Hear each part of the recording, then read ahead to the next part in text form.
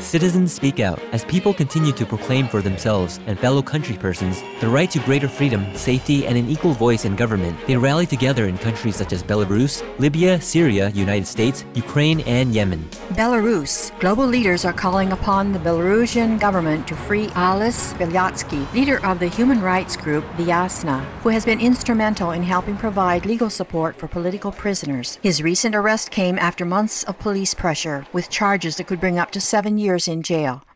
Among those speaking out for his fair treatment and release are UN High Commissioner for Human Rights Navi Pillay, European Parliament President Jerzy Buzek, the Czech Republic, the Lithuanian Foreign Ministry, and the Polish Foreign Ministry. Ukraine. Former Prime Minister Yulia Tymoshenko, who is currently on trial for abuse of power during her time in office, was arrested for contempt of court on Friday as she faced charges. Supporters expressed anger at what they said is persecution, while U.S. Senator John McCain said that her arrest represented a violation of human rights, as he called for her immediate release. Syria. Following a brutal week-long crackdown in Hama, one of the original cities where reform protests were held, U.S.-based MSNBC reported on government claims that the revolt had been quelled as state TV showed Hama in ruins, including burned buildings, bloodshed, and rubble in the streets. Residents, meanwhile, reported that the siege has left them without medical supplies and food that was rotting after 6 days with no electricity. Tens of thousands of citizens across the nation rallied in support of Hama on Friday, with Syria-based rights activist